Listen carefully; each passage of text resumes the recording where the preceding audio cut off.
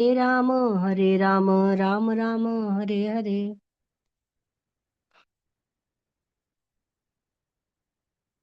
ओम नमो भगवते वासुदेवाय। ओम नमो भगवते वासुदेवाय। ओम नमो भगवते वासुदेवाय।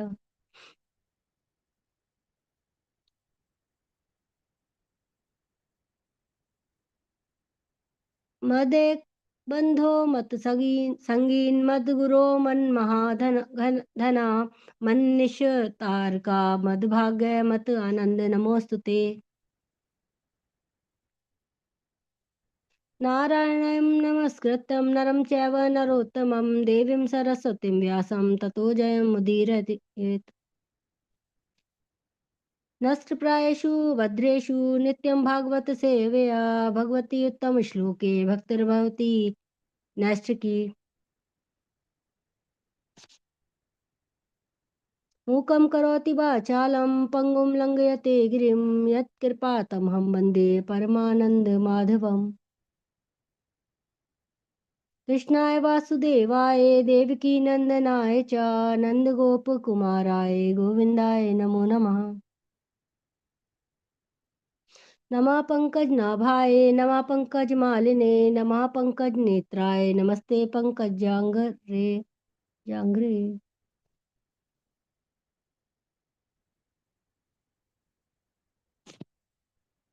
हरे कृष्णा। हरे कृष्णा प्रभु जी, दंड प्रणाम।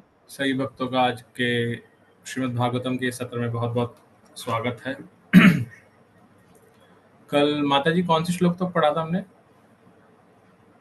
हरे कृष्ण प्रभु जी, दंडवत प्रणाम। प्रभु जी 8वां अध्याय शुरू करना हम लोगों को। 8वां शुरू करना है आज। ओके, तो हम श्रीमद् भागवतम के द्वितीय स्कंद के अभी तक 7 अध्याय पढ़ चुके हैं। कोई बताया कितने अध्याय हैं स्कंद में?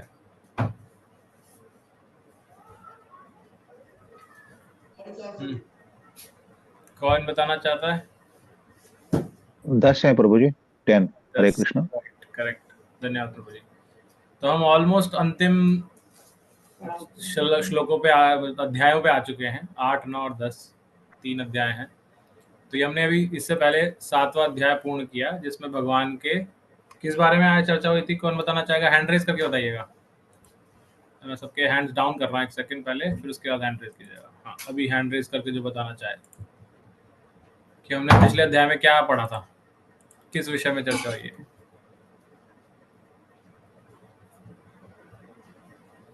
कोई हैंड रेज नहीं कर रहा। कल्पना माता जी, यस। हरे कृष्णा प्रभु जी।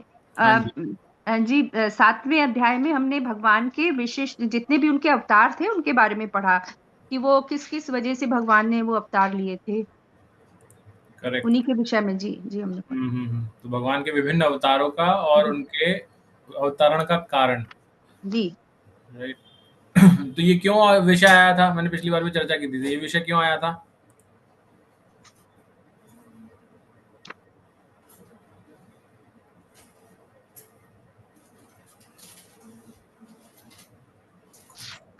Hand raise. रेखा माता जी। हरे कृष्णा प्रभु जी। वो इसलिए आया था क्योंकि नारद जी ब्रह्मा जी से पूछ रहे थे अपना, और ये दूसरा ये था कि इस पृथ्वी का सृजन कैसे हुआ, किस तरह से हुआ, इसलिए ये भगवान ने अवतार लिए कि क्या क्या लीलाएं करी, क्या करी, इसलिए आया था। तो भगवान की विभिन्न लीलाओं के विषय में चर्चा करी थी। और सृजन का एक भाग है। सृजन के 2 भाग हैं विशेषकर। क्या है वो 2 भाग? कौन बताना चाहेगा? हैंड रेज में हैंड रेज। रेखा माता जी, कल्पना माता जी, रेखा माता जी हटाया। और कोई नहीं है। सृजन के 2 भाग क्या हैं? भगवान ने जो सृष्टि, ब्रह्मा जी जो बताए, भगवान की सृष्टि, उसके 2 भाग बताए थे। क्या है वो 2 भाग? कल्पना माता जी, आप बताइए।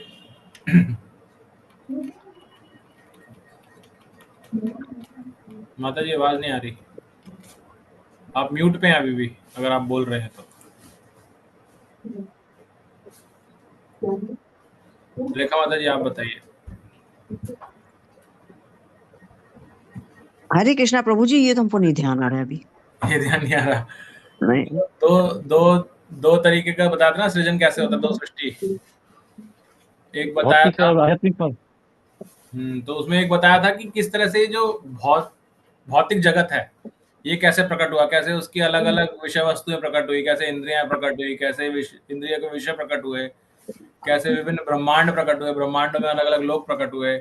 ये सब आता है जो कारणोदक्षाय विष्णु से प्रारंभ होकर के अंत में क्षीरोदक्षाय विष्णु सब में परमात्मा रूप में विराज जाते हैं वहां तक। अच्छा अच्छा अच्छा अच्छा। तो ये एक भाग था जैसे प्रभु जी ने बोला भौतिक जगत की सृष्टि। और दूसरा है जब ये सृष्टि हो जाती है तो भगवान कैसे इस जगत में अवतरित होते हैं ताकि जो जीवात्मा उनको अपनी ओर अट्रैक्ट कर सके, अपनी ओर आकर्षित कर सके।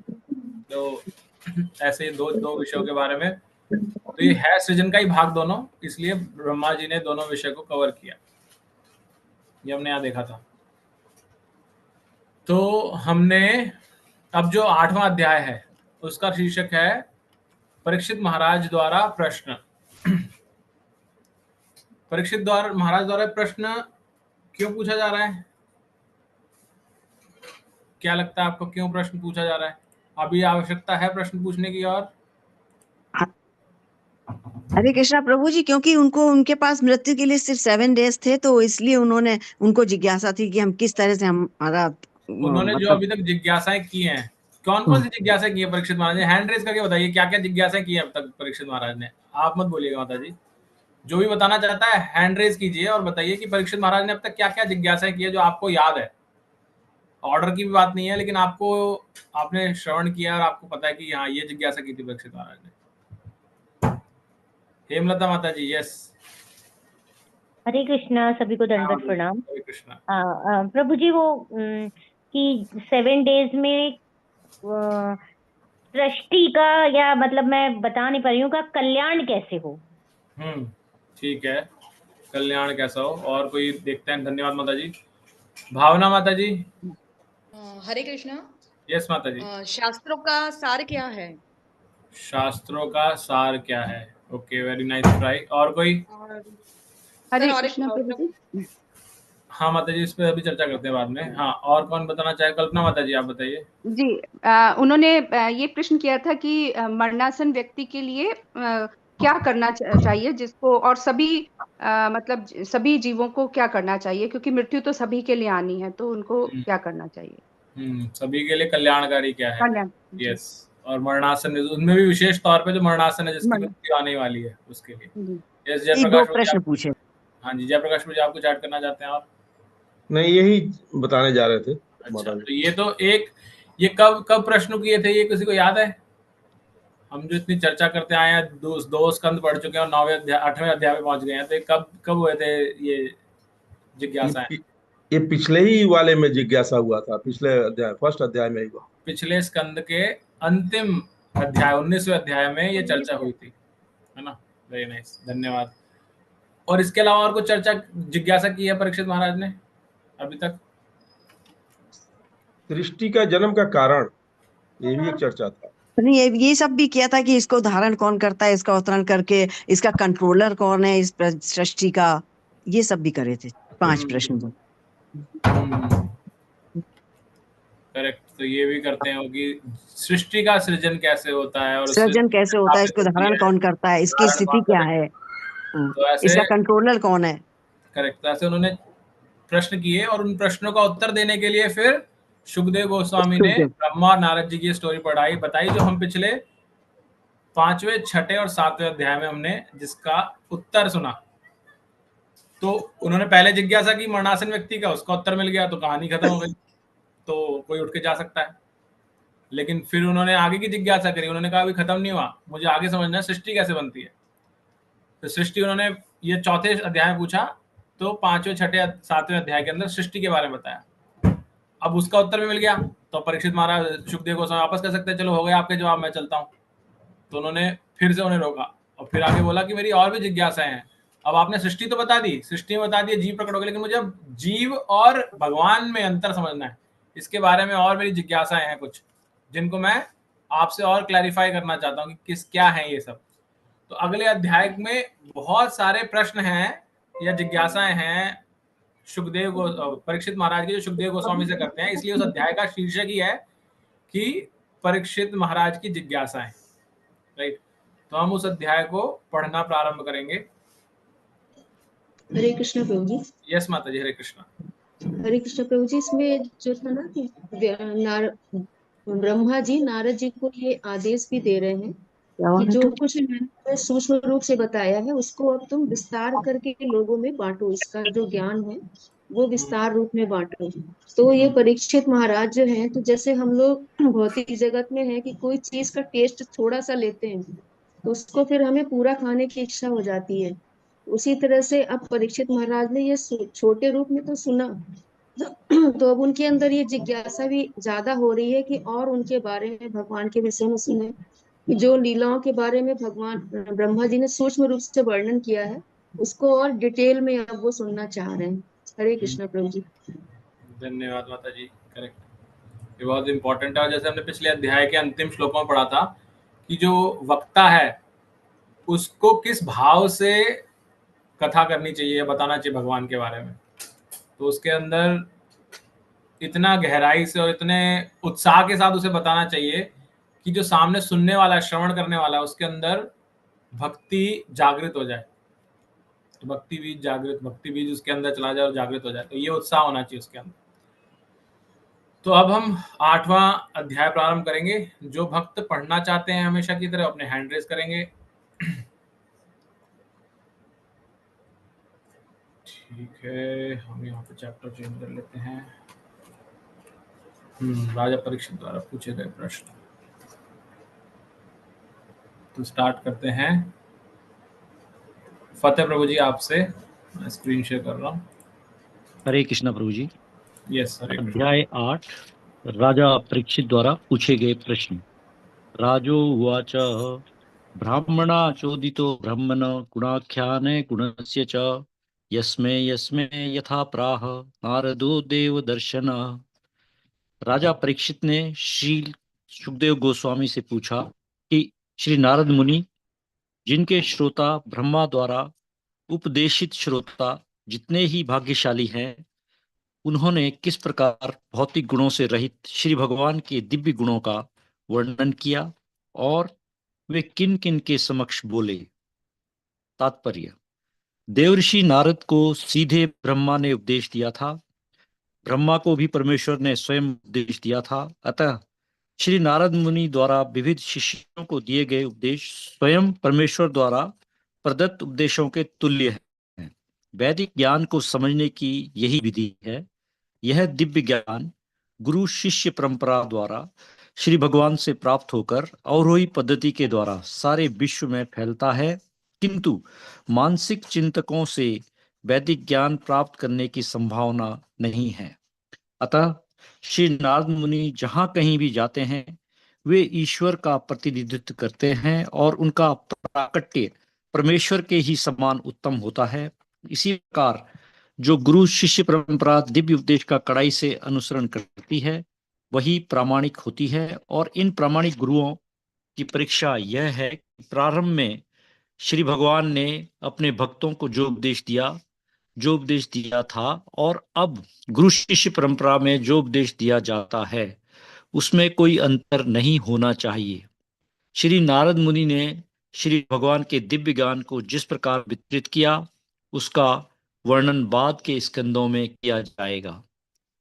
ऐसा भी प्रतीत होगा कि श्री भगवान का अस्तित्व भौतिक सृष्टि के पूर्व भी था।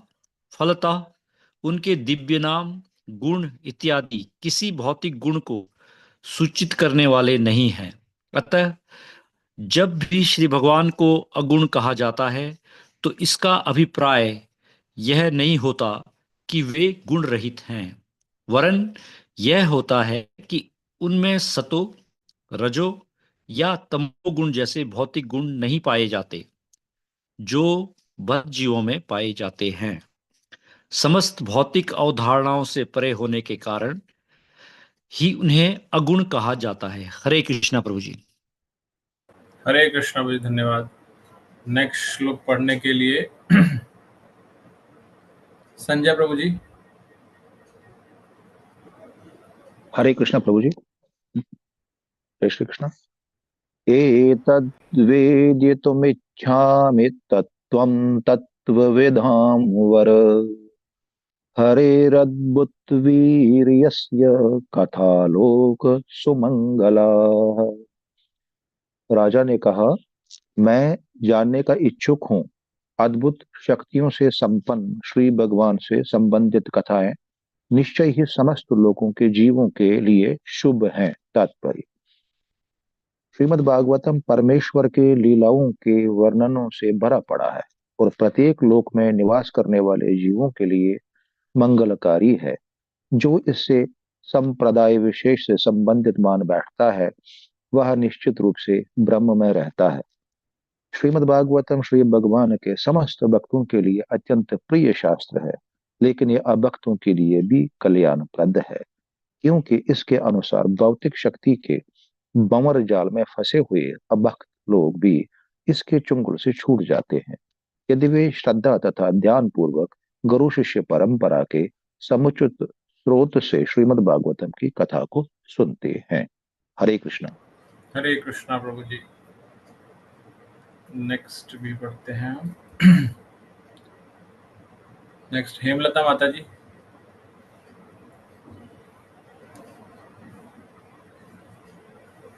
माता जी म्यूट है आप अभी।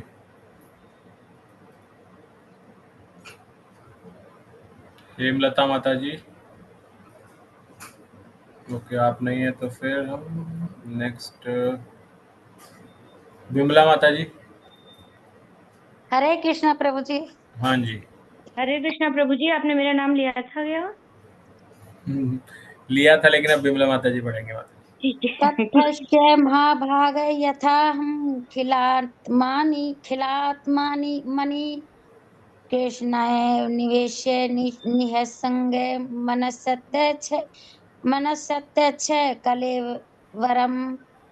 हे परम भाग्यशाली सुखदेव गोस्वामी, आप मुझे कृपा करके श्रीमद् भागवत सुनाते रहे, जिससे मैं अपना मन परमात्मा भगवान श्री कृष्ण में स्थिर कर सकूं और इस प्रकार भौतिक गुणों में सर्वथा मुक्त होकर अपना यह शरीर त्याग सकूं।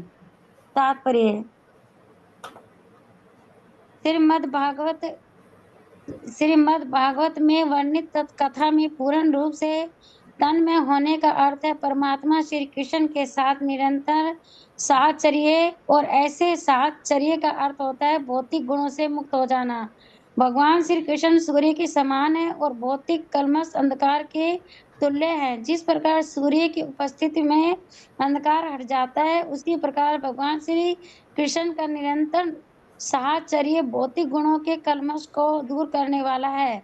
भौतिक गुणों का कल्मश बारंबार जन्म तथा मृत्यु का कारण है और भौतिक गुणों से मुक्ति गुणातीत सत्य होना है। मुक्ति के इस रहस्य को जान लेने के कारण महाराज परीक्षित को अब आत्म साक्षात्कार हो चुका था, क्योंकि श्री सुखदेव जी गोस्वामी ने राजा को बता दिया था कि परम सिद्धि तो मृत्यु के समान समय नारायण के स्मरण में निहित है। महाराज परीक्षित को 7 दिनों के पश्चात शरीर त्याग करना था, अतः उन्होंने श्रीमद् भागवत की कथा के माध्यम से भगवान का स्मरण करते रहने और इस प्रकार भगवान श्री कृष्ण के समक्ष पूर्णतः सचेष्ट रहकर शरीर त्यागने का निश्चय किया।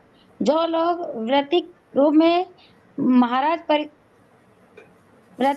श्रीमद् भागवत सुनते हैं, उनका सुनना महाराज परीक्षित के दिव्य श्रवण करने से भिन्न होता है। महाराज परीक्षित को परम सत्य रूप भगवान श्री कृष्ण जी का साक्षात्कार हो चुका था।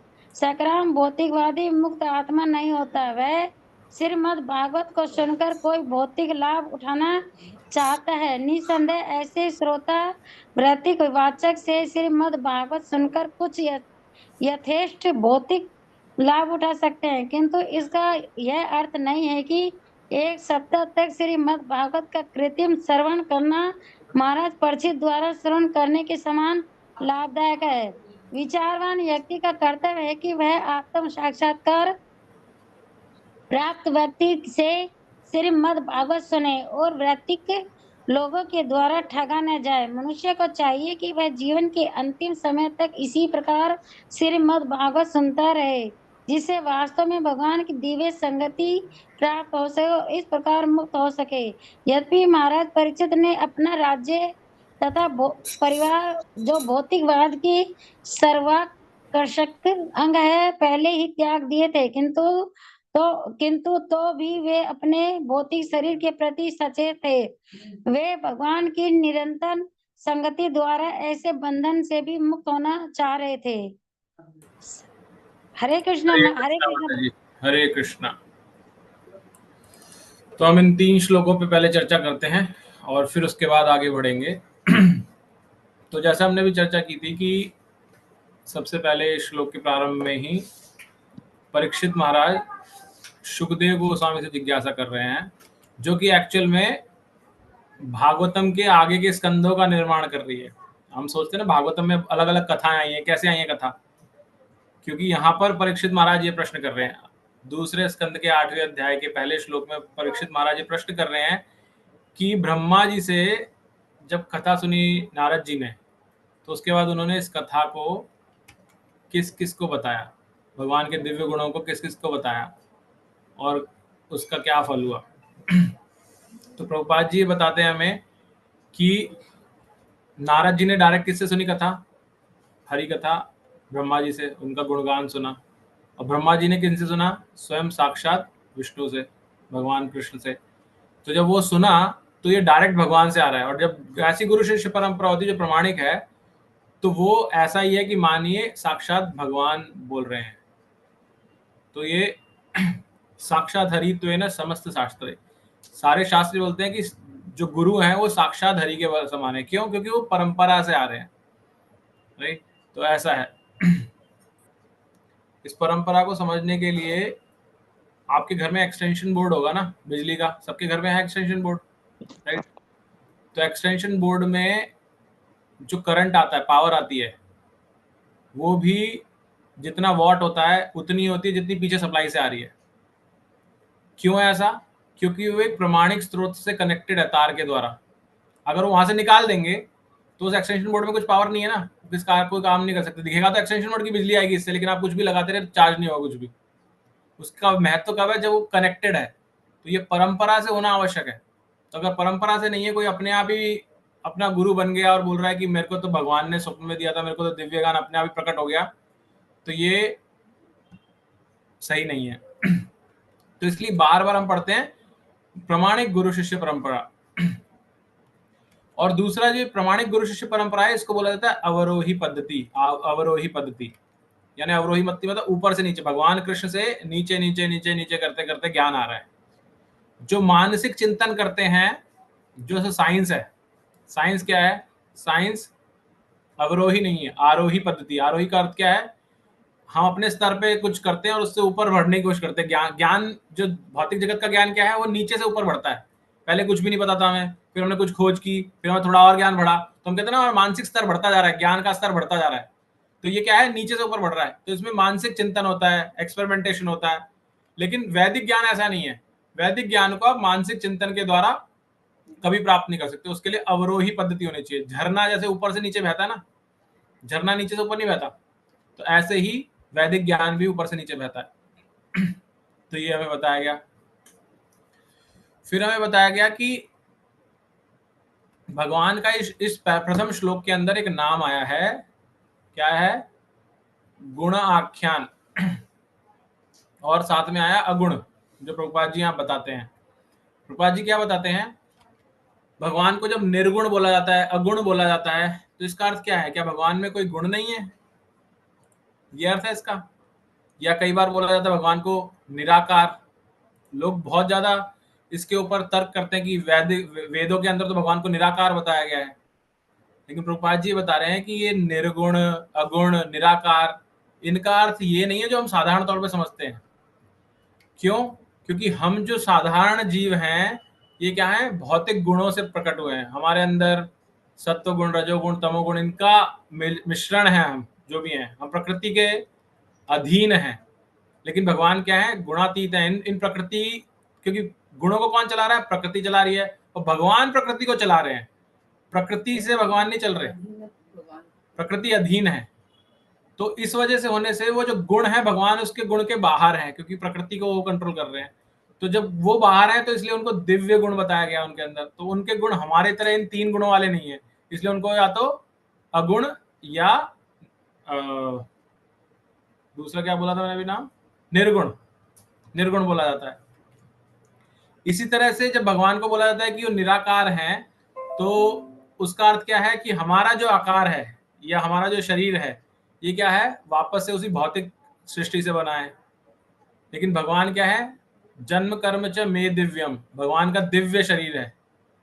तो इसलिए शरीर दिव्य है तो हमारी तरह नहीं है वो, तो हमारे से डिफरेंट है, इसी को बताने के लिए निर्गुण या निराकार शब्द का प्रयोग किया था। हम क्या सोचते हैं लेकिन इसको कि भगवान कोई शेप ही नहीं है, भगवान का तो कोई वो ही नहीं है, रूप ही नहीं है, इसलिए उसको निराकार बताया गया। ऐसा नहीं है, तो ये हमें यहाँ पे बताते हैं। फिर आगे हम देखते हैं कि परीक्षित महाराज अपना जो स्पीकर है सुखदेव गोस्वामी, उसके सामने अपना उत्साह प्रकट कर रहे हैं कि मैं कितना उत्साहित हूं। तो वो उनको भी उत्साह दिलाने के लिए बोलते हैं कि मैं और जानने का इच्छुक हूं भगवान की कथाओं के बारे में, क्योंकि इनको श्रवण करने से समस्त लोग जितने भी हैं वहां के सब प्राणियों का शुभ होता है, किसी का बुरा नहीं होता, सबका भला होता है। प्रभुपाद जी बताते हैं कि श्रीमद् भागवत जो ग्रंथ है इसमें भगवान की असंख्य लीलाएं हैं, इसमें बहुत सारी लीलाएं हैं, और भगवान की कुछ लीलाएं एक्चुअल लीलाओं में से कुछ हैं, लेकिन वो भी बहुत सारी हैं। और भगवान हर क्षण, इस समय हम जब वार्ता कर रहे हैं तो इस समय भी भगवान कहीं ना कहीं किसी लोक में कोई लीला कर रहे हैं, इस समय भी। तो भगवान की लीला चलती रहती है कॉन्स्टेंटली। तो ये समझ, ये तो, और जो इतने लोग हैं, लोकों में इतने जो जीव हैं, उन सबके लिए लाभप्रद है, मंगलकारी बताया गया उनके लिए। अगर हम ये सोचे कि किसी संप्रदाय विशेष के लिए कि ये तो हिंदुओं के लिए है सिर्फ, या XYZ के लिए, तो ये क्या है, ये संकुचित मानसिकता है, ये भ्रमित मानसिकता है। इससे हम एक्चुअल उद्देश्य से भटक रहे हैं, क्योंकि ये सभी जीवों के लिए है। इसमें ये नहीं बताया कि ये पर्टिकुलर संप्रदाय के लोग ही इसको पढ़ना चाहिए, ऐसा कहीं पे भी नहीं आता इसके अंदर। यहाँ तक कि प्रभुपाद जी बताते हैं कि जो अभक्त होते हैं, जो भक्ति नहीं करते, ये उनके लिए भी लाभप्रद है। कैसे लाभप्रद है? क्योंकि जो अभक्त है, अगर वो श्रद्धा और मनोयोग से गुरु शिष्य परंपरा से प्राप्त किसी व्यक्ति से श्रवण करता है, तो वो अभक्त भी इस भौतिक जगत के चक्कर से मुक्त हो जाता है।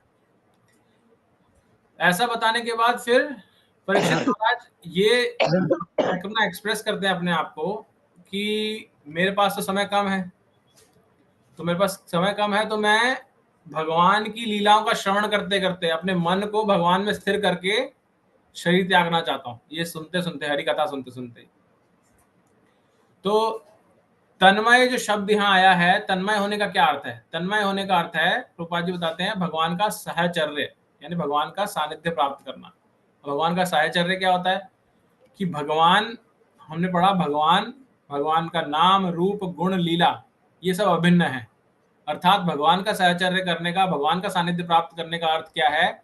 अगर आप भगवान का नाम ले रहे हैं, भगवान के रूप, गुण, लीला, इनके बारे में श्रवण कर रहे हैं कभी भी, तो ये भगवान का ही सानिध्य प्राप्त करना है, भगवान का ही साहचर्य है।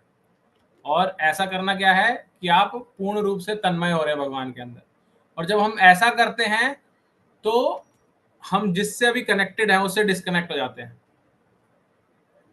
जैसे यहाँ पर क्या एग्जाम्पल है कि भगवान क्या है, सूर्य समान है। तो जब सूर्य होता है तो अंधकार नहीं होता, और अभी सूरज चला गया तो इस समय अंधकार है। तो अंधकार का अपने आप में अस्तित्व नहीं है, सूर्य का एब्सेंस, सूर्य का ना होना अंधकार है, राइट। जैसे मैंने पहले बताया, अभी मैंने स्विच ऑन किया हुआ है इसलिए लाइट दिख रही है ना।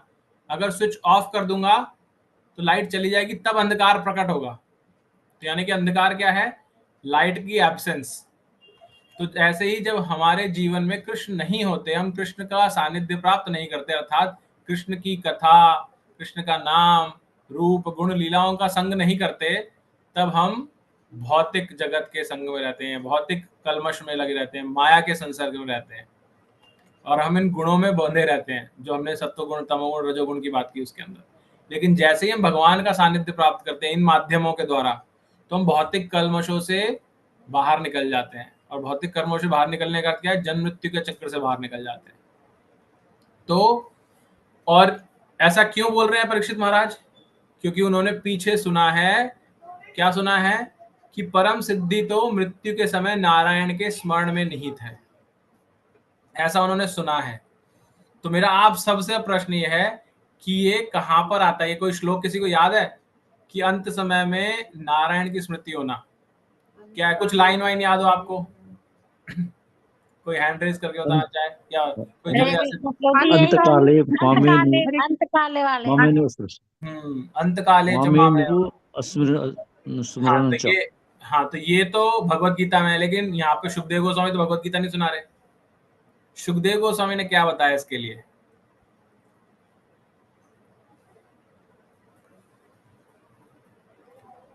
किसी को याद है?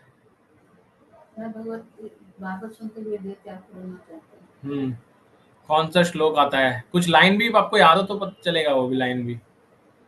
तो कहीं ये तो नहीं है नष्ट प्रायेषु बद्रेषु? नहीं है, यस नो। दूसरे स्कंद का ही है ये जो हमने पढ़ा था। जिसके पास भागवत है वो दूसरे स्कंद के पहले अध्याय को टटोलिए, पढ़िए एक बार, देखिए। मैं भी देखता हूँ यहाँ पर, क्योंकि मुझे एग्जैक्ट श्लोक नंबर याद नहीं है। श्लोक तो पता है कौन सा है, मुझे श्लोक नंबर याद नहीं है। दूसरे स्कंद का पहला चैप्टर।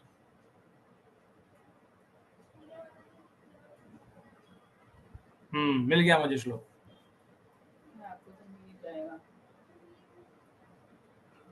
कौन सा श्लोक है प्रभु जी? सेकंड स्कंद, फर्स्ट चैप्टर, 6th श्लोक।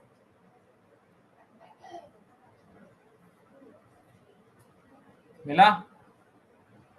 एतावान सांख्य योगाभ्याम स्वधर्म परिनिष्ठया जन्म लाभ पर पुंसा अंते नारायण स्मृति। ये इंपॉर्टेंट है। आपको कुछ याद नहीं ना? अगर इतना भी याद है, अंते नारायण स्मृति, ये वही है अंत काले च मामेव, उसका वर्जन भागवतम का। ये सुखदेव गोस्वामी बता रहे हैं। क्या बता रहे हैं? इस मनुष्य जीवन का लाभ क्या है? जन्म लाभ पर पुंसा। इस मनुष्य जन्म होने का सबसे बड़ा लाभ क्या है कि आप अंते नारायण स्मृति कर सकते हो। स्मरण करना चाहिए, ये लाभ है, आपको ये लेना है, ये सिद्धि प्राप्त करनी है। ऐसा तो ऐसा। हरे कृष्ण प्रभु जी। कौन सा श्लोक बोले हैं प्रभु जी? अच्छा, नहीं मिला अभी भी?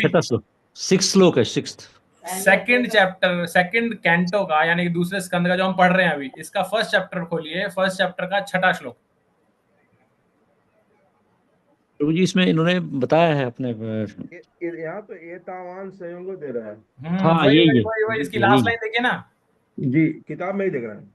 पदार्थ तथा आत्मा के पूर्ण ज्ञान से, योग शक्ति के अभ्यास से या स्वधर्म को अच्छी तरह पालन करने से मानव जीवन की जो सर्वोच्च सिद्धि प्राप्त की जा सकती है, वह है जीवन के अंत में श्री भगवान का स्मरण करना। जी प्रभु। राइट। इसकी लास्ट लाइन जो है अंते नारायण स्मृति, जो श्लोक की लास्ट लाइन है वो यही है। इसमें प्रभु जी जो आगे की लाइनें हैं ये भी ज्यादा इंपॉर्टेंट है कि इसी से तो हमें अंत में फिर मिलेगी ना। अगर हम ये सब करते हैं तभी हम अंत में कर पाएंगे। वो जो बोलते हैं योग शक्ति के अभ्यास से या स्वधर्म, जो स्वधर्म ये बात कर रहे हैं कि स्वधर्म अगर हम नहीं करेंगे तो अंत में फिर स्मृति नहीं आएगी। करेक्ट, बिल्कुल। लेकिन इसका साथ में ये भी है कि अगर आप ये सब कर रहे हैं लेकिन आपको नहीं आ रही है तो वो कोई लाभ नहीं है उसका। तो लाभ क्या है, एंड डेस्टिनेशन क्या है, वो आपको आना चाहिए अंत्य नारायण स्मृति। अगर आप सिर्फ उसमें फंस गए कि ये सब स्वधर्म करना है, जन कल्याण करना है, और सब में फंस गए, लेकिन आपको भगवान याद नहीं आ रहे, तो भी आप रास्ते से पदभ्रमित हो गए। तो दोनों चीजें आवश्यक है, जैसे प्रभु जी ने बताया कि उसको फॉलो भी करना है और फॉलो करते करते आपको लास्ट में भगवान का स्मरण भी रहना चाहिए। तो आपका ध्यान कहाँ होना चाहिए? जो हम अभी करंट श्लोक पढ़ रहे हैं वो बता रहा है हमें। क्या बता रहा है कि हमें पूर्ण रूप से भगवान का सानिध्य प्राप्त करना है बाय नाम जप, नाम गुण रूप लीला, इन सब का श्रवण करते हुए। तो अगर हम भगवान का नाम जप करते हैं, कलयुग के लिए सबसे ज्यादा बताया गया, हम इतने सारे श्लोक पढ़ते हैं। कौन सा श्लोक है कलयुग के लिए महामंत्र बताया गया, भगवान का नाम बताया गया? क्या श्लोक है, कौन बताएगा? हरे नाम हरे नाम हरे कृष्णा कृष्णा कृष्णा हरे हरे। यस, हाँ, ये तो आप महामंत्र बता रहे हैं, लेकिन ये श्लोक क्या है वो प्रभु जी माता जी जो बता रहे हैं। हरे नाम हरे नाम हरे नाम एक केवलम कलौ नास्ति नास्ति नास्ति गतिर्न्यथा। आज ही मैं किसी का तो स्टेटस चेक कर रहा था, स्टेटस में मैसेज डाला था किसने, मेरे को अगेन याद नहीं आ रहा एग्जैक्टली, कली रूपे कली ना कलयुग रूपे नाम रूपे, ऐसे कुछ था, कृष्ण अवतार ऐसे कुछ नाम है कि भगवान कृष्ण ने नाम के रूप में अवतार लिया कलयुग के अंदर। किसी को अगर आता है ये ढंग से तो बता दीजिएगा, मेरे को ढंग से याद नहीं आ रहा है लाइन। तो ये चैतन्य चरितामृत जब हम पढ़ते हैं उसके अंदर बहुत गहराई से सब बता रखा है। तो भगवान की इच्छा हुई तो हम कभी वो ग्रंथ भी प्रारंभ करेंगे, क्योंकि उसको पोस्ट ग्रेजुएट बताया जाता है। सबसे बैचलर डिग्री क्या है? बैचलर डिग्री है जो हम भगवत गीता पढ़ते थे, अभी हम एटलीस्ट उससे ऊपर आ गए हैं, ग्रेजुएशन में आ गए, तो हम यहाँ पर भागवतम पढ़ रहे हैं। भगवान की ऐसी कृपा है हमारे ऊपर, इसलिए भगवान की और कृपा होगी तो हम इसके साथ ही पढ़ेंगे, क्योंकि वो तो ये तो हमारी पोस्ट ग्रेजुएशन नहीं होते होते बहुत टाइम लग जाएगा इसके अंदर ही ग्रेजुएशन होते होते, तो इसलिए पोस्ट ग्रेजुएशन साथ साथ करनी पड़ सकती है हमें। तो देखते हैं जब भगवान ने ऐसा चाहेंगे तब करेंगे। लेकिन अभी हम क्या कर रहे थे तो यहाँ ये बताया गया कि भगवान का सानिध्य कैसे प्राप्त करना है। फिर आता है ये, अगर ऐसा है कि भगवान का ऐसा कथाओं का स्मरण करते करते आप शरीर त्याग दोगे तो भगवान के धाम चले जाओगे, तो फिर तो ऐसा भी हो सकता है कि इतने जो लोग कथाएं करते हैं, भागवत सप्ताह करते हैं, उनका श्रवण करते करते चलाओगे। और प्रभुपाद जी बहुत सटीक है, हर बार जब भी ऐसा कहीं डाउट आता है ना कि लोग ऐसे कंफ्यूज ना हो जाएं, क्योंकि आपने देखा होगा पहले भी इस चीज पे चर्चा हुई है पहले भी, लेकिन अगर कोई भागवत पढ़ रहा है उसने उठा के यहीं से पढ़ना शुरू किया तो उसको तो नहीं पता कहाँ पे बोला था। जैसे अभी आप ही को नहीं पता, आप तो सब रेगुलरली पढ़ रहे हैं, लेकिन आप ही को नहीं पता कि प्रथम स्कंद के प्रथम अध्याय के अंदर 6ठे श्लोक में ऐसा आया अंत्य नारायण स्मृति। तो अगर कोई यहाँ पे पढ़ रहा है तो वो ये कंफ्यूज हो सकता है कि अच्छा ऐसा है, तो मैं एक काम करता हूँ, जो गली मोहल्लों में या कहीं पर भी भागवत सप्ताह चलता रहता है मैं उनको अटेंड करना शुरू कर देता हूँ। तो प्रभुपाद जी यहाँ पर उस चीज को क्लियर कर रहे हैं कि वृत्तिपरक जितने भी हैं, जो वृत्तिवाचक हैं, जो धन कमाने के उद्देश्य से श्रीमद् भागवत का सप्ताह करते हैं, कथा करते हैं, वो उसका कोई लाभ नहीं है। उसको सुनने से आपको कुछ नहीं लाभ होगा, ये बहुत क्लियरली बताया गया है। ये सिर्फ मुक्त आत्माओं के द्वारा श्रवण करने से, यानी कि जो कि अधिकारी है भागवत को कथा करने का, अधिकारी कैसे पता चलता है भागवत कथा करने का? कौन बताएगा? भागवत कथा करने का अधिकारी कैसे पता चलेगा कौन है अधिकारी? हरे कृष्ण प्रभु जी। गुरु परंपरा से आ रहे हैं। गुरु शिष्य, एक तो गुरु शिष्य परंपरा, और दूसरा मुक्त आत्मा, जो खुद जिसने परमात्मा का साक्षात्कार कर लिया हो। लेकिन आपको कैसे पता चलेगा? वो तो जैसे अगर हम ये जो प्रभुपाद जी बता रहे हैं इसमें बार बार कि व्यावसायिक कोई हमसे पैसे नहीं मांग रहा है। जैसे मैं अपना एक उदाहरण दूं कि मैं उत्तरकाशी में 20 साल पहले, तो हम वहाँ पर आते थे संत लोग, तो जब ब्राह्मण साहब ने श्रीमद् भागवत कराया, जैसे ये एक व्यावसायिक थे, वो हमें तो ज्ञान था नहीं, तो उन्होंने किया। तो हमने लास्ट में एक साधु, मतलब जो वो थे साक्षात्कार वाले, तो उनको बुला लिया। तो उनको पहले तो उनको अटपटा लगा कि इनको क्यों बुला लिया, तो उन्होंने जब बोला तो उनका बोलने में उनके उसमें बहुत अंतर था। फिर जैसे लास्ट में भागवतम पूरा हुआ तो उसमें उसका दशांश, वो फिर हवन होता है, तो उनका भी दशांश करना पड़ेगा। तो उनके हाथ पांव फूल गए कि भी अब कैसे करेंगे, इतना तो 18,000 का दशांश ये करना होगा। वो तो शॉर्टकट में निकलने वाले थे। तो वो तो उस टाइम तो जो हो गया, वो माघ मेला एक होता है वहाँ काशी में, तो उस टाइम में मैंने कराया था। तो उन्होंने कहा कि आप जितने ज़्यादा भक्तों को बुला सकते हैं उतना अच्छा है। तो वो तो हमारा प्रारंभिक स्टेज था। लेकिन एक जो संत हमें मिले, तो हमने उनसे, उन्होंने कहा भाई मैं गांव में, हमने कहा गांव में कराना है भागवतम। कह रहे ठीक है मैं तैयार हूँ। तो मैंने कहा आपको कितना खर्च? कह रहे कुछ नहीं, मैं दाल रोटी, लेकिन मैं गांव में नहीं रहूँगा मेरा, क्योंकि मैं तो सन्यासी हूँ, गांव से बाहर रहूँगा और मैं इसको अपने अच्छी तरह से करूँगा जो भी आप। तो वो इस टाइप का उनसे थोड़ा सा आभास हो जाता है, क्योंकि जो व्यावसायिक रूप से बोलेगा, जो भी जैसे आजकल चल रहा है, ट्रेंड चल रहा है, तो वो तो यही कहेंगे कि भाई इतना पैसा चाहिए, इतना लगेगा, ये लगेगा, कॉन्ट्रैक्ट, वो कॉन्ट्रैक्ट करेंगे। तो इसमें कॉन्ट्रैक्ट का कुछ प्रश्न ही नहीं है। और अगर जो व्यावसायिक है वो कभी फ्री में आपके यहाँ करने के लिए तैयार ही नहीं होगा, क्योंकि उसको तो कुछ ना कुछ उसका अपना स्वार्थ होगा। तो वो स्वार्थ हमें ये ध्यान देना है, जो कि इसमें बार बार आ रहा है। प्रभुपाद जी बार बार बोल रहे हैं व्यावसायिक वाला। तो इससे हमें पहले, जैसे मैं भी नहीं समझता था, कि हमें सोचते टीवी में जो आ रहा है वो देखो या ये करो, जो बड़े बड़े वो अपना वो बनाए हुए हैं। लेकिन तो उसमें तो जो मुक्त आत्मा है, जैसे हमें ये आभास हो जाता है। जैसे हम ये थोड़ा सा ये पढ़ के, अभी तो खैर हम शुरुआत ABCD पे ही हैं, लेकिन थोड़ा आभास ये हो रहा है कि हम ये जान सकते हैं कि इससे सुनना चाहिए या टीवी, जैसे हम बार बार वही चैनल्स खोलते थे सुना रहे हैं। हालांकि कुछ उसमें हो सकता है, लेकिन हम उसमें फिर भटक जाएंगे।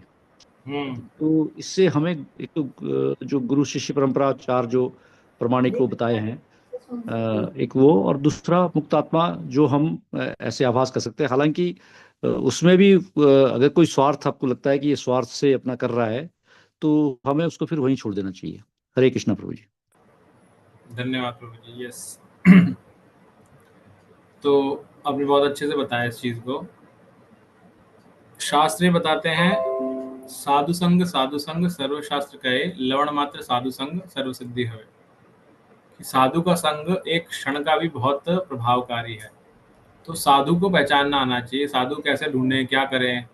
अब आप पहले उससे जाके बात करेंगे, आप बोलेंगे कि अच्छा आप कथा करेंगे, कितना पैसा लेंगे, ये सब चेक करेंगे। तो इससे बेटर और कोई तरीका है आपके पास में साधु को पहचानने का, जो आपके पास इजीएस्ट अवेलेबल हो? किसी के पास है कोई सजेशन? हरे कृष्णा प्रभु जी, जो गुरु शिष्य परंपरा से आ रहे हैं, जो उन्हें वो प्रमाणिक होते हैं, मतलब उनको पूरा ज्ञान होता है। कैसे पता चलेगा आपको? हमें वो देखना होगा कि उनके पहले उन्होंने किससे सुना है, फिर उनके पहले मतलब वो परंपरा जो भगवान से चली आई है, ब्रह्मा जी, फिर नारद जी, और इस तरह से उनके मतलब वो देखें जो 4 उनके वो हैं, उसी से पता चलेगा। हरे कृष्णा प्रभु जी। हाँ, एक सेकंड हरे प्रभु जी, कृष्णा आप बोलो प्रभु उससे जी। पहले। प्रभु जी आप, संजय प्रभु जी आप बोले उससे पहले, माता जी के उत्तर पे ही मेरा जिज्ञासा है, और आप भी उत्तर दे सकते हैं उसको जोड़ करके, कि अगर आप कहीं कथा कर सुनने गए हैं तो वहाँ पे क्या चेक करेंगे आप? उससे जो कथा कर रहे हैं उनको रोक के पूछेंगे आप कौन से, किन से जुड़ रहे हैं, किन से कनेक्टेड हैं आप पैसे चार्ज कर रहे हैं, क्या नहीं कर रहे, क्या कर, मतलब प्रैक्टिकली थोड़ा और हमें सोचना पड़ेगा इस विषय में। ये थोड़ा सा वो लगेगा कि ठीक नहीं रहेगा।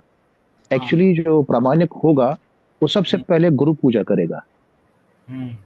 तो उसको ध्यान से अगर सुना जाए वो किस परंपरा से है, वो उस सीरीज में अपने एंसेस्टर्स का उसमें लेगा और उनकी पूजा करेगा, पहले भगवान की पूजा करेगा, फिर कथा शुरू करेगा। तो वहां पर जो जिज्ञासु होंगे वो उसको ध्यान से सुनेंगे और समझ लेंगे किस परंपरा से है, और अगर उनको जन्म लगती है तो जन्म ही होगा। हरे कृष्ण। आपने अच्छा है। यस यस माता जी। प्रभु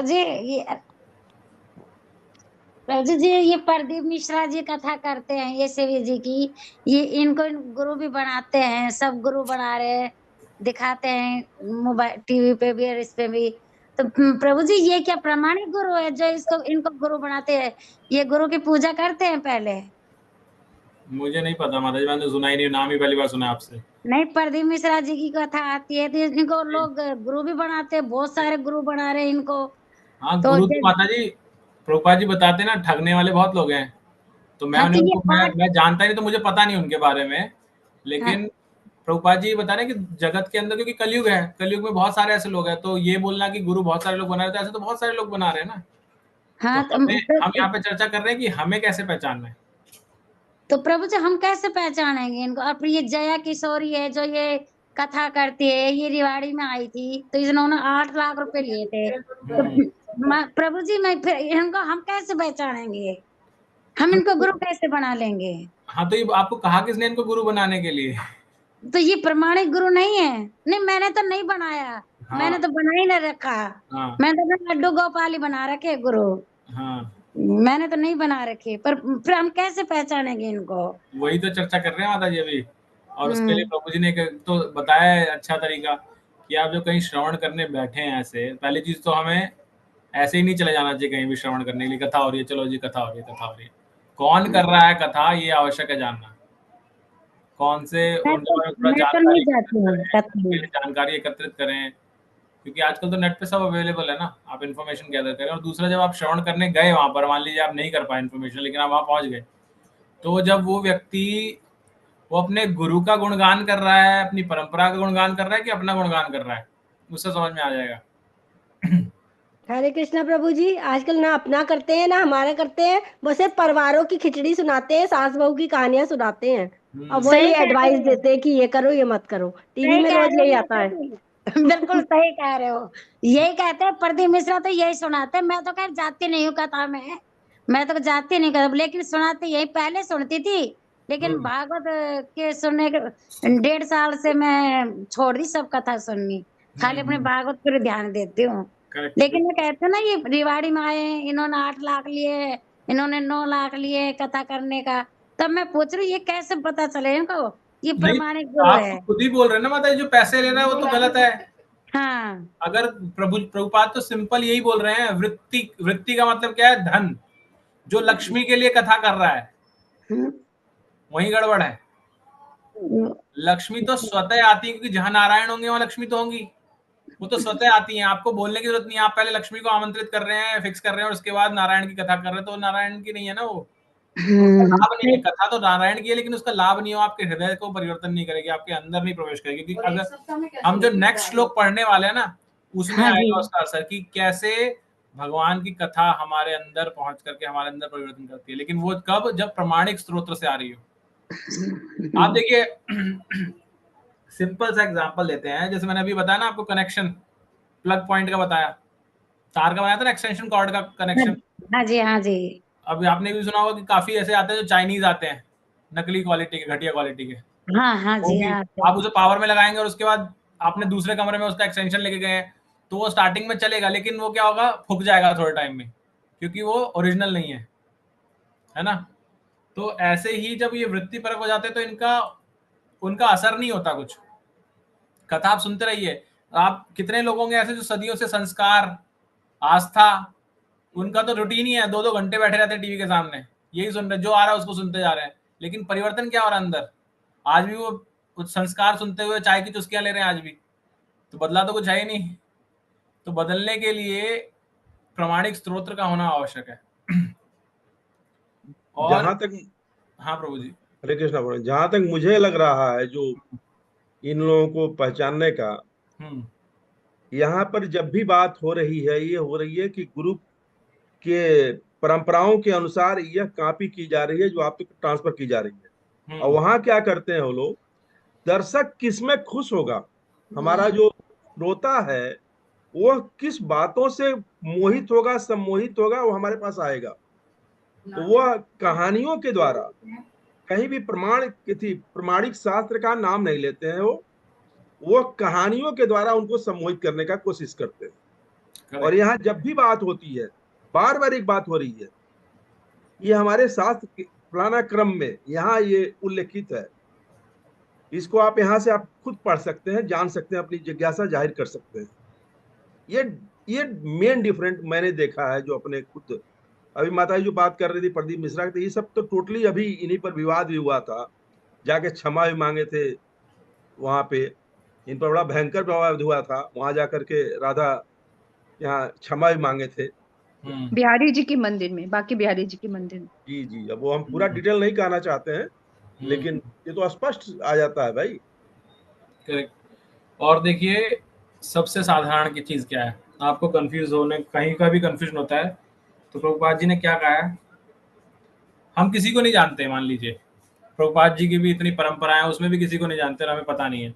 लेकिन प्रभुपाद जी ने क्या कहा? हम ये तो मानते हैं कि प्रभुपाद जी एक ऐसे प्रमाणिक गुरु हैं, क्योंकि उन्होंने पूरा बदलाव लाए हैं पूरा ही, तो प्रभुपाद जी को तो मानते हैं। और प्रभुपाद जी से जब पूछा गया, प्रभुपाद जी आपके जाने के बाद क्या होगा हमारा, तो वो बोलते हैं कि मैं कभी नहीं जाऊंगा। कैसे नहीं जाऊंगा? कि मैं अपने ग्रंथों के माध्यम से रहूंगा। इसीलिए जो पूरा इस्कॉन मूवमेंट है, और इवन प्रभुपाद जी भी जोर देते थे उनकी गुरु परंपरा में, कि बुक डिस्ट्रीब्यूशन करो।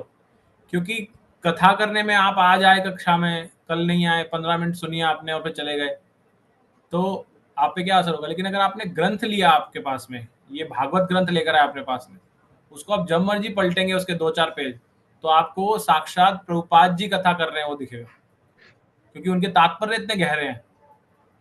और जब प्रभुपाद जी और फिर अब यह है, प्रभुपाद जी तात्पर्य कर रहे हैं, लेकिन इससे भी आगे जा सकते हैं। अब हम कैसे आगे जा सकते हैं? कि ऐसी बहुत सी कथाएं हैं जिसमें प्रभुपाद जी खुद ही अपने भागवतम पढ़ रहे हैं। अब उनके शिष्यों ने पूछा, प्रभुपाद जी आप ये क्या कर रहे हैं? आपने तो बताया आपको इतने ज्यादा ग्रंथ लिखने हैं, अभी 12 स्कंद तो इसके भागवत के लिखने हैं, चैतन्य चरितामृत लिखनी है, और भी ग्रंथों का आपको ट्रांसलेशन करना है, तो आप इतना समय वेस्ट क्यों कर रहे हैं इन्हीं को सुन के जो आपने ही लिखा है? तो प्रभुपाद जी कहते हैं कि ये मैंने लिखा नहीं है, ये तो साक्षात मुझे भगवान ने लिखवाया, प्रेरणा दी, तो मैं लिखता गया, तो मुझे पता ही नहीं मैंने लिखा क्या है। तो मैं पढ़ रहा हूं, तो ये साक्षात भगवान ने जो बताया मैंने, वो पढ़ रहा हूँ जो भगवान ने बताया। तो साक्षात भगवान की वाणी है, तो इसलिए हमें ग्रंथों को, प्रभुपाद जी द्वारा रचित ग्रंथों को पढ़ना चाहिए।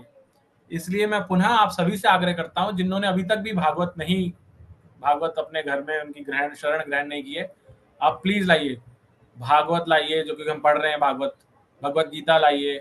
इन ग्रंथों को, प्रभुपाद जी के द्वारा रचित ग्रंथों को अवश्य लाइए। चैतन्य चरितामृत, अगर आप उसको पढ़ सकते हैं, उसको लाइए। तो ये सब ग्रंथों को अपने यहाँ पर रखने से, इनमें ये इतने पावरफुल है ना कि ये अगर आप पढ़ भी नहीं रहे लेकिन आपके घर में है तो उसी का प्रभाव पड़ने लगेगा।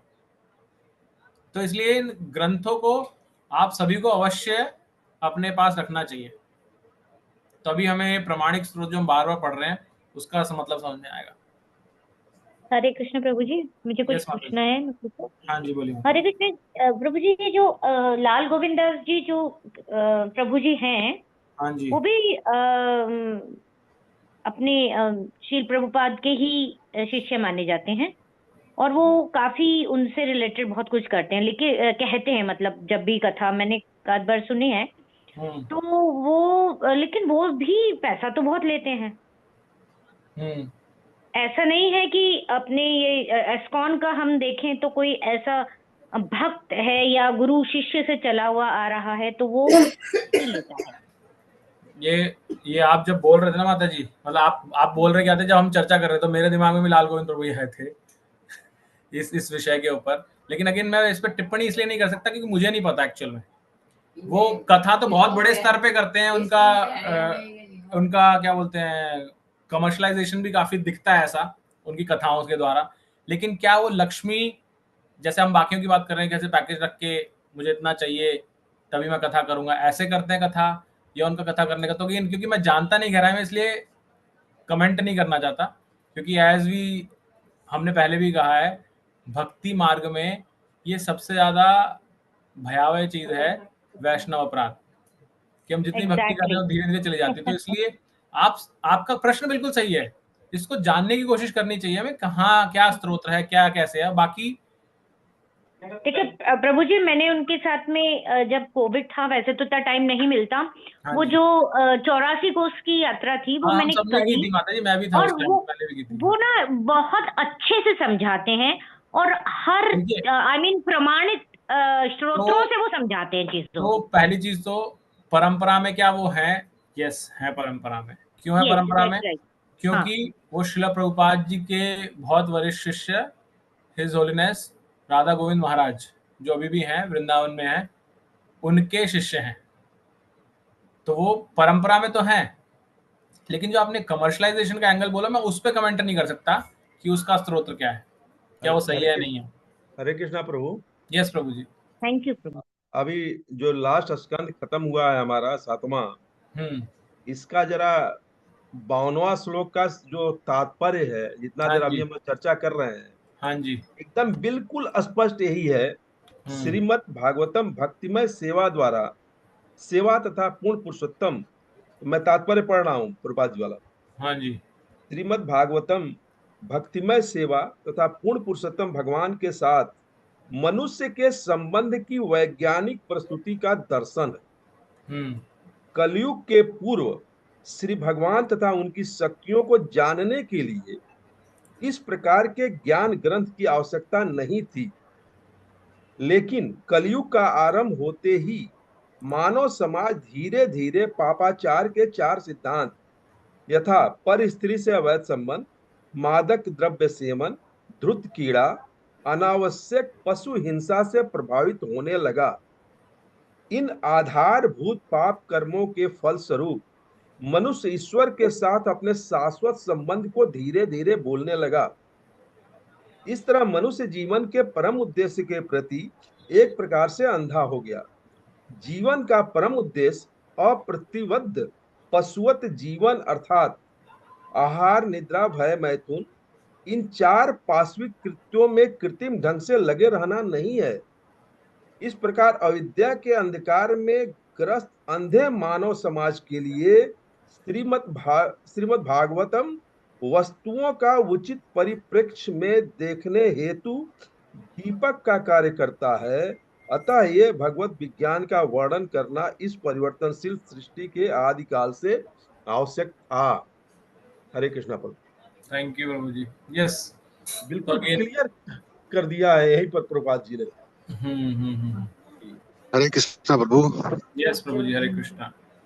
कैन आई टॉक प्रभु जी? आई नो इट्स ऑलरेडी 8 बज गए हैं, टाइम खत्म हो गया है जी। हाँ, तो आप 1 मिनट ले सकते हैं, आप 1 मिनट ले लीजिए। हाँ प्रभु जी, सिर्फ मैं एक ही बात कहना चाह रहा हूँ कि इस्कॉन का जो हमारा गुरु शिष्य परंपरा है वो प्रमाणिक है और नंबर 1 है, इसमें कोई भी डाउट नहीं है।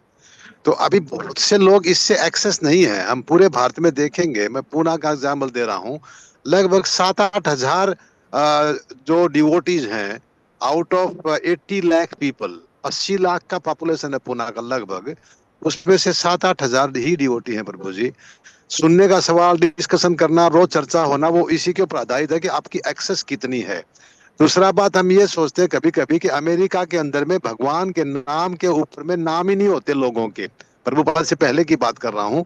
और हमने ये भी भागवतम में सुना, कथा में सुना कि भगवान का नाम जाने में अनजाने में यदि कोई व्यक्ति ले लेता है, एक बार भी यदि कोई किसी को कृष्णा बोल दिया, भारत में नाम कृष्णा लोग बोलते रहते, तो भी उनका नाम मात्र लेने से उनके पाप का काफी हद तक समाप्त हो जाते हैं। ऐसी यदि परिस्थिति है तो जिन लोगों को कोई एक्सेस नहीं है या इतना उसमें ज्ञान नहीं है कि इस्कॉन की बातों को समझ सके, तो यदि सामान्यतः मार्केट में कोई भगवान के बारे में चर्चा हो रही है तो वो नेगेटिव तो नहीं है।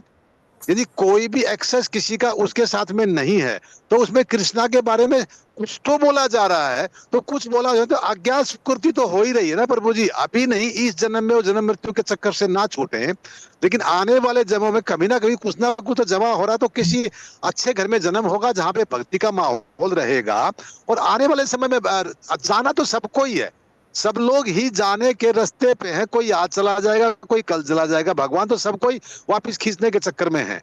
तो यदि उसमें से कुछ लोगों ने कथा उनसे सुन ली जो पैसा लेके बोलते, उनके हृदय नहीं बदलेंगे, लेकिन कुछ ना कुछ तो समझ में आएगा, थोड़ा तो पॉजिटिव होंगे, सतोगुण में तो जिएंगे, रजोगुण तो कम होगा और तमोगुण भी कम होगा।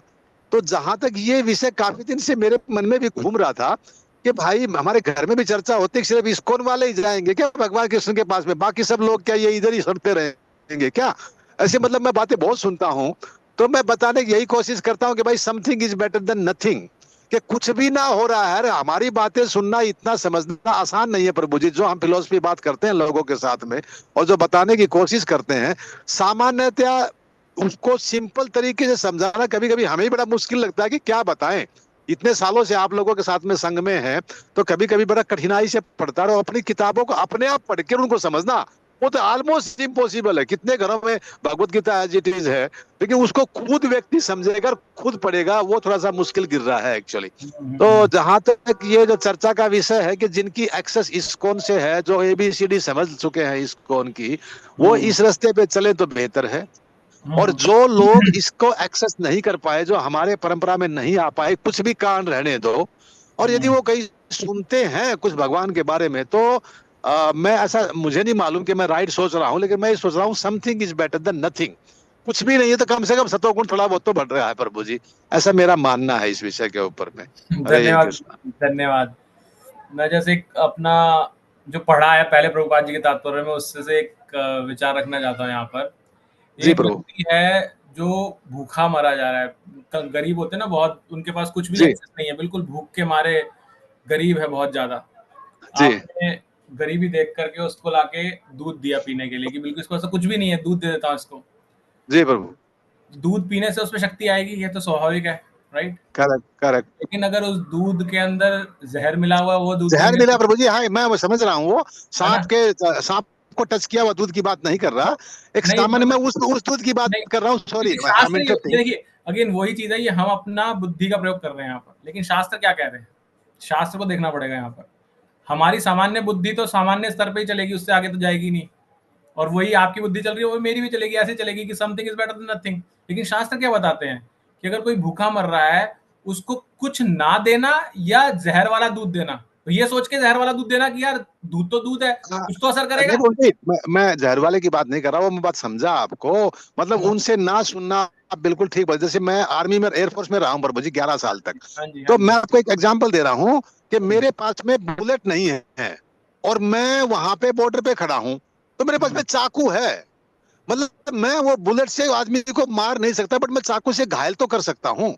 मैं उसको एक इस तरीके से लेने की कोशिश कर रहा हूँ कि भाई ये एक्सेस नहीं है इस्कॉन की, बहुत लोगों को पूरे भारत में देखा जाए तो बहुत कम एक्सेस है, और एक्सेस होने के बाद भी उस मंदिर में लोग हैं बुक ले जाके घर में रख लेते हैं, जरूर किसी ने गिफ्ट कर दिया, कुछ भी कर दिया।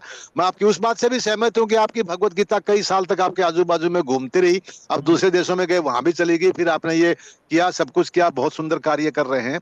तो मैं जस्ट ट्राई टू अंडरस्टैंड क्या उनके लिए can we have a little sympathetic view के भाई ठीक है आप इतना नहीं कर पा रहे, 16 माला नहीं कर पा रहे हो, तो यदि वो राधा का नाम लेते हैं या कृष्णा का नाम लेते हैं तो वो किधर न किधर से उसने कुछ सीख लिया, तो क्या वो थोड़ा सा गड़बड़ है कि नहीं है वो? नहीं प्रभु जी, तो ये मैं उसी विषय पे आ रहा था। अब ये सांप के डाला दसा हुआ दूध कौन सा है, ये प्रश्न है ना। तो प्रामाणिकता को समझना आवश्यक है। पहली चीज तो ये बोलना क्या सिर्फ इस्कॉन प्रामाणिक अगर कोई बोलता है तो गलत है, ऐसा नहीं है, राइट। 4 संप्रदाय हैं और 4 में भी ब्रह्म गौड़ीय मध्व संप्रदाय में भी बहुत सारी शाखाएं हैं। इस्कॉन की गौड़ीय संप्रदाय से पहले बहुत शाखाएं, प्रभुपाद जी से जो उनके गुरु भाई हैं उनकी भी बहुत शाखाएं हैं, तो बहुत सारे हैं ऐसे। आप सिर्फ इस्कॉन का देख रहे हैं कि 7,000 8,000 जुड़े हुए हैं, लेकिन अगर आप प्रमाणिक संप्रदायों से देखेंगे तो ये संख्या थोड़ी बढ़ जाएगी, मुझे नंबर नहीं पता लेकिन बढ़ जाएगी थोड़ी सी, राइट। तो ये तो पहला चीज का प्रश्न है कि क्या सिर्फ इस्कॉन है, नहीं ऐसा नहीं है, और भी है। लेकिन यहाँ पे प्रश्न क्या है, सिर्फ आपको प्रमाणिकता ढूंढनी है उसकी कि कैसे वो कृष्ण से कनेक्ट हो रही है परंपरा। तो एक तो ये है। दूसरी चीज, कुछ सुनना बेटर है, तो कुछ सुनने में जो हमें वास्तव में लगते हैं, कुछ जो गुरुजन हैं, आचार्य हैं, वृंदावन के हैं, जो राधा, जैसे आप बता राधा नाम बता रहे हैं आपको, क्योंकि अगर आप कुछ श्रवण कर रहे हैं और वो उनसे श्रवण कर रहे हैं जिन्होंने हम इस्कॉन का ABCD भी नहीं पढ़ा या शास्त्रों को कभी पढ़ा नहीं, वो राधा राधा कर रहे हैं, तो उनको लाभ मिलेगा, उनको लाभ मिलेगा। लेकिन जो संस्कार टीवी पे आकर के, या जैसे अभी बता रहे दूसरे प्रभु जी, समझा प्रभु जी, राइट। अभी क्या हो रहा है, वो जहर वाला, क्योंकि देखो अगर दूध से क्या मिलता है, पौष्टिकता मिलती है, शक्ति मिलती है, राइट। अब मैं बता रहा हूँ आपको, लोगों ने 30 साल निकाल दिए संस्कार और आस्था देखते देखते, क्या परिवर्तन आया उनके अंदर, कौन सी शक्ति आई उनकी, आध्यात्मिक शक्ति कौन सी बढ़ी है? कोई एग्जांपल आप किसी के पास भी है कि भाई वो तो पूरी जिंदगी उसने आस्था सुना और उसके अंदर इतना परिवर्तन आ गया उसकी वजह से, है कोई एग्जांपल किसी के पास भी? नहीं, उसमें क्या है कि थोड़े थोड़े गुस्से कम हुए हैं लोगों के, आवाज करके थोड़ा सा अंडरस्टैंडिंग हुआ है। मैं अपने घर में देख रहा हूँ कि मेरी सिस्टर है, ये सब जो मैं बोलता हूँ वो नहीं करती है, लेकिन she is a wonderful devotee, better than me about Krishna. मतलब मैं बड़ा कोशिश कर रहा हूँ सिस्टम में जाके, वो बिना सिस्टम में जाए वो मतलब सारा दिन उन्हीं के चक्कर में पड़ी रहती है एक्चुअली। तो उनका रास्ता अलग है, सिस्टम अलग है, लेकिन नहीं, मैं आप जो बिल्कुल बोले, मैं 100% आपके साथ में हूँ और मैं इसी के साथ में जुड़ा हूँ, सोच समझ के जुड़ा हूँ। तो लोग जो चीजों को आप समझ पा रहे हैं, मैं इसरा कहने का मतलब यही है। ये बिल्कुल समझ पा रहा हूँ, और आपसे लोग, आप या हम सब भी, और कहीं हमें जिज्ञासा करने का अवसर मिले इस प्रश्न का तो करना चाहिए, ताकि हम वरिष्ठों से इसको समझ सकें इस चीज को। मैं भी ऐसे पूछता हूँ लोग, करेक्ट। नथिंग है या नहीं है यहाँ पर, ये अगर ऐसा कुछ सुनते हैं तो मैंने तो आपको प्रभुपाद जी ने तात्पर्य में बताया, मैंने वो बताया उसके बेस पे। हरे कृष्ण प्रभु जी, मेरी क्लास में पहले, हाँ प्रभु जी, सॉरी प्रभु जी, काफी टाइम इसमें जो जैसे डिस्कशन कर रहे हैं, जब हम पूरे 12 स्कंद पढ़ पाएंगे तो शायद हम ज्यादा बेटर रिस्पॉन्ड करेंगे। और दूसरा जो अभी प्रभु जी बता रहे हैं, जैसे वो इंग्लिश में कहते हैं कि वो all that glitter is not gold, तो हमें तो खरा सोना चाहिए ना, हम वो पीतल या उसको इस भ्रम में कि भाई चलो ये भी सोना ही है उसको ही ले लें कि तो कुछ तो मिल गया, कुछ तो मिला हमें, तो वो हमें कुछ नहीं लेना है। हमें तो जो प्रभुपाद जी यहाँ बता रहे हैं इसमें ही हमारा माइंड, मुझे पूरी करने दीजिए। तो ये जो प्रभुपाद जी यहाँ बता रहे हैं उससे हमें थोड़ा सा ये अनुभव तो हो जाता है, इतने ज्ञान तो हो जाता है कि भाई जो उन्होंने पैरामीटर रखे हैं कि व्यावसायिक नहीं होना चाहिए, ये नहीं होना चाहिए, तो हमें जैसे अभी ने बताया कि ये हम वैष्णव अपराध तो नहीं कर सकते, जो लीलामणि जो प्रभु नाम ले रहे थे, हम उनके बारे में कोई कमेंट नहीं कर सकते, लेकिन हम अपने मन से तो सोच सकते हैं कि भाई यहाँ एक पैरामीटर प्रभुपाद जी ने ये रखा है कि पैसा का इसमें लेन देन वाला मामला नहीं होना चाहिए, तो हमें उसी में सचेत हो जाना चाहिए कि भाई ये रास्ता हमारे लिए ठीक है कि नहीं है। ठीक है, पहले हमें रास्ता बड़ा सुगम लग रहा है कि अरे भगवान का रास्ता है ये, और आगे जाके पता लगा धोखा हो गया, कुछ और हो गया, जो हमें मिलना था वो नहीं मिला, क्योंकि सत्संग तो हम कर ही नहीं रहे ना। हम तो वो तो उनका तो टीआरपी है ना, कि आज आपको गाने बजाने में, या जैसे एक जयप्रकाश प्रभु जी ने बताया था कि वो इंटरटेन करते हैं, इंटरटेनर है बेटर देन कि वो, जैसे प्रभुपाद जी यहाँ बता रहे हैं कि वो 10वें स्कंद से शुरू कर देते हैं। अब भागवत करेंगे एक हफ्ते में कैसे पूरा हो जाएगा वो, क्योंकि 10वें स्कंद में शुरू कर देंगे। पहला जो वैज्ञानिक जो रहस्य है वो तो बताते ही नहीं है। तो पहले ही आप कथा सुन रहे हैं तो कभी पहले ही से जो है उन्होंने वो गोवर्धन लीला हो गई, रास लीला हो गई, ये इसमें तो इसका मतलब है कि वो तो छोड़ ही दिया, जो इसेंस है वो तो छोड़ रहे हैं। अब रासलीला में तो वही समझ सकता है ना जो मुक्त पुरुष है। अब वैसे रासलीला तो आज के परिप्रेक्ष्य में देखेंगे तो हम उसको दूसरे उसमें ले जाएंगे, जैसे लोग उसको बिगाड़ रहे हैं। तो हमें तो प्रमाणिक से ही सीखना है। प्रमाणिक मीन्स की चार जो परंपराएं हैं, या आपको अगर आप ये भागवतम हम पढ़ रहे हैं स्कंद जैसे से पढ़ेंगे तो हमें थोड़ा सा अनुभव तो ये हो जाएगा, या हमें यहाँ बैठना चाहिए नहीं बैठना चाहिए, या ये सुनना। अब हम इतना टाइम, जैसे प्रभु जी बता रहे थे, इनकी सिस्टर है, तो अगर अभी से उनको कोई थोड़ा और सही रास्ता मिल जाए तो उनका कम टाइम में उनको अचीवमेंट ज्यादा होगा। वैसे ही तो फिर वो बाद में तो होगा ही, जब करते रहेंगे तो कुछ ना कुछ तो मिलेगा ही।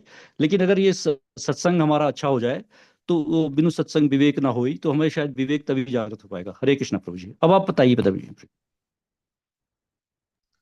प्रभु जी ऑलरेडी 8:15 है। Thank you very much. I think this is discussion में प्रभु जी ने अच्छा सुझाव दिया है कि अपने अपने लेवल पे सीनियर से करना चाहिए। हाँ, तो मतलब ये, क्योंकि क्या ये थोड़ा एक ऐसा हो गया है कि इसमें अपने अपने व्यू चलते हैं। अरे अपना जो क्योंकि हमें व्यूज नहीं चाहिए। गुरु साधु शास्त्र, ये तीन चीजें बताई गई हैं, राइट। तो शास्त्र की हमने चर्चा कर ली, क्या लिखा है शास्त्र में। अब गुरु और साधु से पूछना है वो क्या, उनका क्या परिप्रेक्ष्य है इसके बारे में।